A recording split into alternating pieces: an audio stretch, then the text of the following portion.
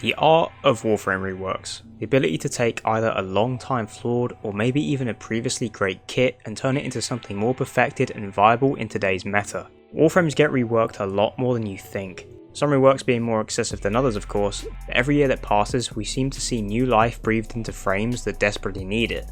In anticipation of the upcoming Nyx and Trinity reworks, soon to arrive with 1999, I figured a fun top 5 to do would be to narrow down what I personally believe to be the best Warframe reworks over the history of the game. Now this was much more difficult than I expected, not only due to the amount of reworks there have been, but the frames with multiple reworks, and some that are teetering on the line of being buffs rather than full on reworks. I think it's important to list a bunch of frames that I consider viable for this list, as well as give honourable mentions to some that barely missed the list. A top tier Warframe rework not only needs to revive a frame's kit to make it function across the game's lifespan more effectively, but also increase the overall power of the frame without sacrificing the theme and integrity of the frame's playstyle. I think our top 5 ticks all of these boxes, but here are some other options you could have chosen from. Ash, Atlas, Ember, Limbo, Inaros, Mag, Nezha, Nova, Valkyr, Vauban, Grendel, and Excal. You could mention frames like Froster Rhino as they did receive huge ability changes, but not to the extent of the frames just listed. 3 honourable mentions before the top 5 include Excalibur, Grendel, and Inaros. All 3 of these frames could be in the top 5 in my opinion. Excal's rework removed its super jump skill as it was made useless by Parkour 2.0 and was replaced with the now iconic Exalted Blade. Whilst this is an iconic rework, I think many of Excal's better buffs arrived at a later date in a different rework that buffed his slash dash and made his kit more well rounded. As for Grendel, his rework was amazing and made his whole kit useful, but at the cost of an old mechanic, which took away from his character a bit. It added a cap to the enemies that could be held and digested in his stomach at once. The old playstyle would allow for large amounts of enemy consumption only to vomit them out, killing them instantly after ramping up the damage. Of course the cap is now there to cap the armor bonus, but it's definitely a playstyle that will be missed, despite how strong the rework made him. And our third honourable mention goes to the recent Inaros rework. It's clear that his changes refined his overall playstyle without turning him into a nuke frame just to simply fit the meta. His Swarm being a viable armor strip, the insane grouping of a Sandstorm combined with his high levels of tanking, he still feels like a support tank, just with way more to offer in terms of DPS. Moving on now to our number 5 spot, which may come as unexpected to many, but I feel strongly about Necros' rework. Although it's been a while since it was implemented, I believe it has aged rather well, with Necros still being at the top of the food chain when it comes to the best loot frames in the game. If you're unaware, many years ago Necros received a pretty substantial rework to his Desecrate and Shadows. Desecrate used to be a spam cast, meaning that his general loot playstyle was to stand still and spam 3 whilst your teammates kill everything. The rework changed this to a toggle, so you can roll around with the ability toggled on, combining this with his Despoil Augment, Equilibrium and Health Conversion, and you can now have an infinite loot pool, energy, health and armor sustain. The rework also changed his shadows to have health drain as duration, and the ability to refresh the health and duration of the shadows on the fly. This meant that Shield of Shadows was more usable as an augment, and turned Necros from a loot spam cast into a loot tank.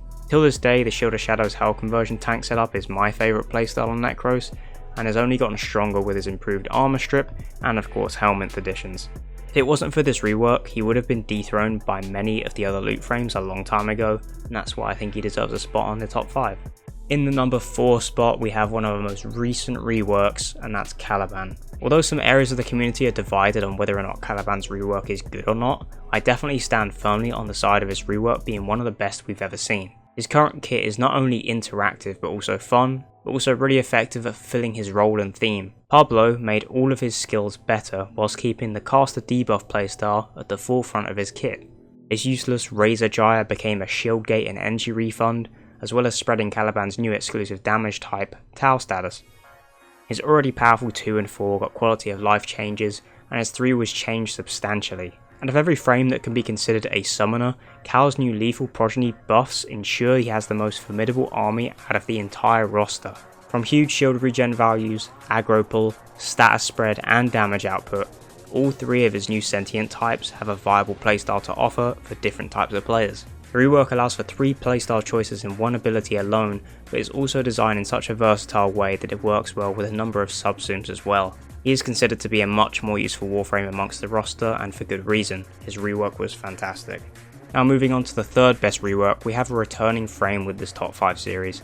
Last time she was featured for being one of the most underrated frames, and I think that sentiment rings true for a rework as well. It's very easy for players to forget that Zephyr's current kit is powerful due to her last rework that completely changed how she functions across the board. Prior to her rework, she was mostly known for only having turbulence. It was always a good ability, even had some synergies with the Toncore back in the day, but eventually she got the overhaul that she needed for the rest of her kit. From granting her tornadoes damage distribution when combined with weapon attacks, combining her 1 and her old dive bomb and getting her new tailwind grouping skill, better mobility and scaling damage with her dive bomb augment. Now she has tanking, scaling damage, scaling AoE damage, speed, mobility and grouping. Zephyr is one of the most powerful yet underused frames available, and it's all due to her incredible rework that she got quite a few years ago, and it's aged like fine wine. Our number 2 spot is still my personal favourite rework ever released, as it breathed new life into my main, Wukong. In order to truly understand just how impressive of a rework this was, we must briefly cover what Wukong's old kit looked like. In case you don't know, before Celestial Twin we had Iron Jab, a single target instance of lackluster damage that would knock down nearby enemies. His old Cloud Walker was extremely slow to move and also didn't even heal you. His Primal Fury was also considered to be the worst exalted weapon in the game, deservedly so because its damage was horrendous, even with high investment. Defy, however, was his one good skill, which granted immortality on a level only rivaled by Revenant's Mesmer skin. He was literally unkillable, but of course that was and still isn't enough to offer in a Warframe's kit, so he was due for a rework because the rest of his kit sucked. The introduction of a new passive to implement Wukong's layers of immortality, Celestial Twin for his duplication, a revamped Defy as an armor buff, and a much stronger Iron Staff and Cloud Walker. Wukong went from the top 3 worst frames in the game to the most used. He now had a fun playstyle with the Celestial Twin and Iron Staff combo, solid tankiness, and speed from Cloud Walker. It was no surprise that Wukong became dominant for months to come, despite the nerfs he'd later receive. Wukong remains one of the best and most popular frames in recent years, and that's a testament to how impressive a rework he got. And finally, our number 1 spot in my opinion is a no-brainer based off of what it achieved, and that's going to be Hydroid's rework. What makes this one so special is that Hydroid was without a doubt the worst Warframe in the history of the game. He had abilities that were supposed to be high damage, but he had no scaling to offer and no survivability on top of that. There was no frame that couldn't outpace him in anything he did. The rework, much like Wukong's, sent Hydroid straight up through the roster to one of the highest pick rate frames and is still one of the strongest.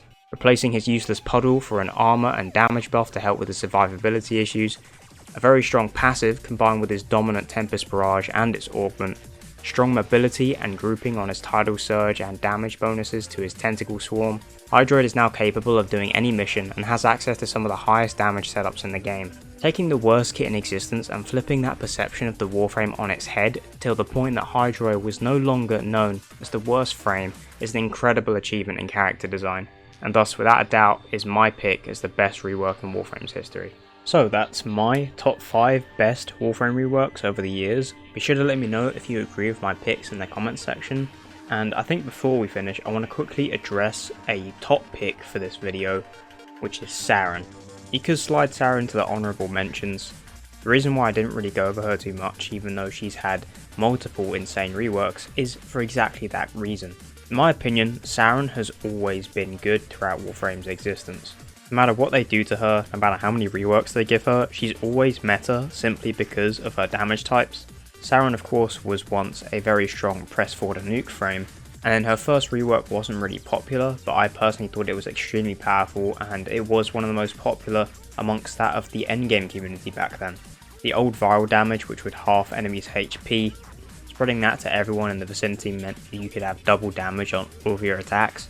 And then eventually that playstyle would of course get removed and reworked once again into the current Saryn.